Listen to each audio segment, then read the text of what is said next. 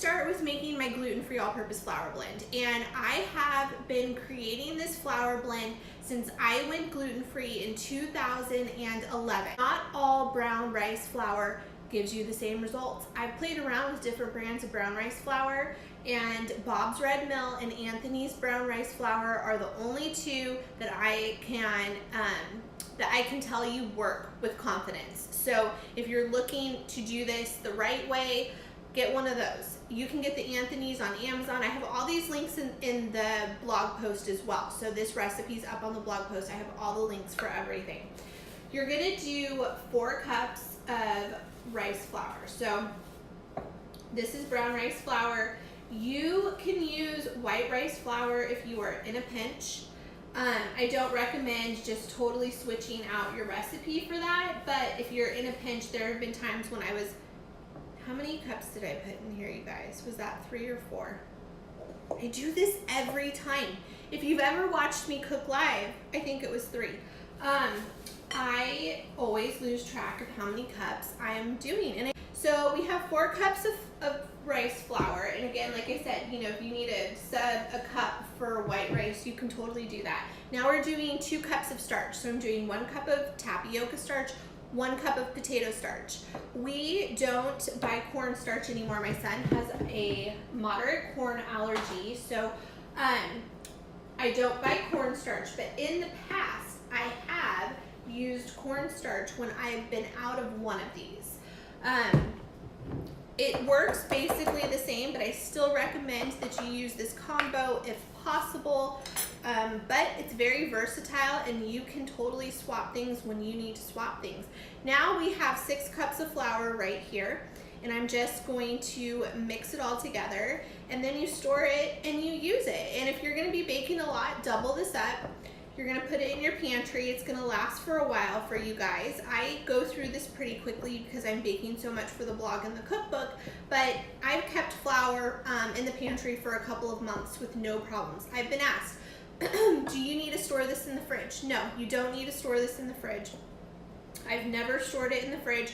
I put it in an airtight container in my pantry without any problem. This blend is one of the reasons why I think my family comes over and they love my cakes and they love my pies and all my pastries and all the things that I'm making.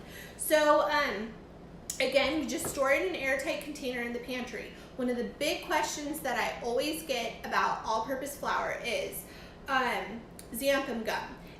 Working with it, putting it in your flour blend. If you aren't going to use my flour blend, you need to, and you have a store-bought flour blend that contains xanthan gum, do you need to add it again? So here is how that works. If you are buying a cup for cup flour from the grocery store and you're cooking one of my recipes and my recipe calls for xanthan gum and your flour already has xanthan gum, do not add more xanthan gum. You don't need to, it's already in there. I don't put xanthan gum in my all-purpose flour, and the reason being is because not all of my recipes call for xanthan gum. There's things that don't have it, like my pancakes, and I think I have a biscuit recipe, and my waffles, and some other things that just don't require it. So why am I gonna consume it if I don't need to? And then I'm gonna talk to you guys about the difference between xanthan gum, guar gum, and psyllium husk, which I hope I'm saying that right. You can always use those as your binders. Let me back up for a second. I'm getting ahead on myself. Okay, I always get the question, if you're new to gluten-free baking, why are you putting a gum in your flour? Why are you putting a gum in your baked goods? If you're new to this and you don't already know the answer, I'll just answer it for you very quickly.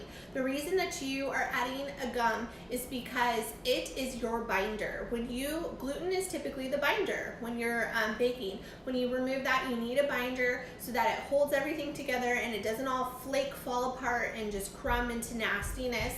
So the gum is going to be your binder. And again, you can use xanthan gum, you can use guar gum, or you can use psyllium husk. And the psyllium husk is psyllium husk, I don't know, is a grain-free paleo option. So when you're looking at my paleo recipes and you see that in there, it's there for a reason. It's there to bind it, it's there to hold it together. That's going to give you a better texture. It's going to make your food taste better and just feel more like it's supposed to.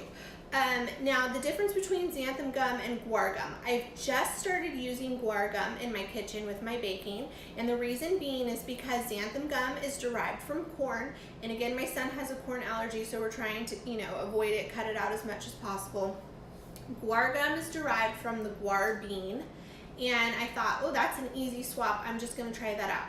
I've been baking gluten-free for 8 years now, and I like the guar gum better than the xanthan gum, and I'll show you what I have, and I can share this link with you guys too.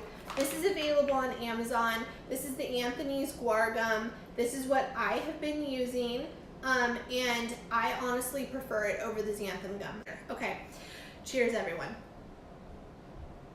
All right, got a few on Facebook.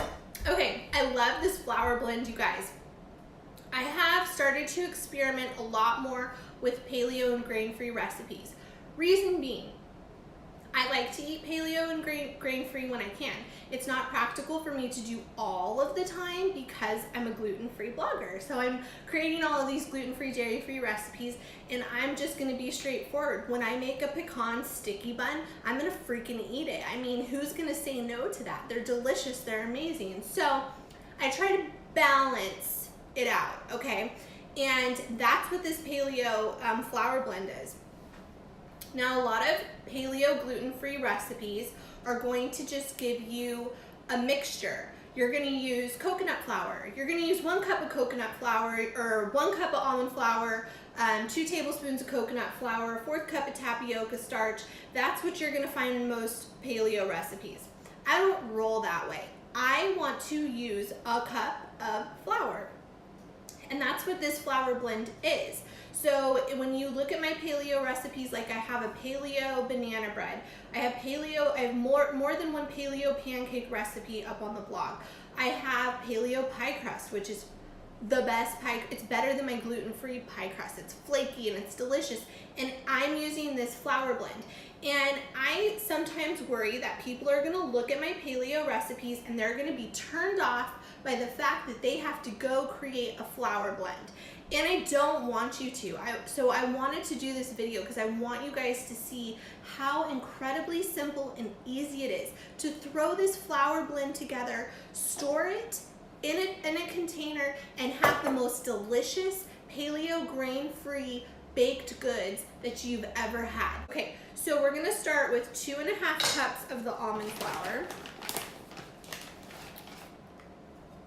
And if you guys have any questions, please shoot them to me.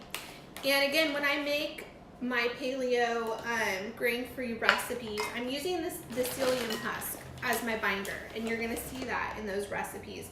That is a little more difficult to find at the grocery store. So I don't know if I found that at Winco. You probably can get it at a Whole Foods or a Sprouts. I order it on Amazon, and I just have it primed to me. It is very reasonable in price.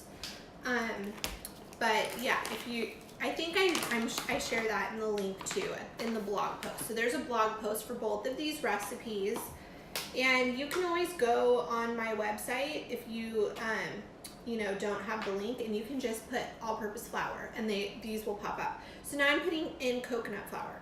We're doing 1.5 cups of coconut flour. Oops. 5-second roll. Okay, 1.5 in here. And now we're just gonna add our starch. So 1 cup of tapioca starch.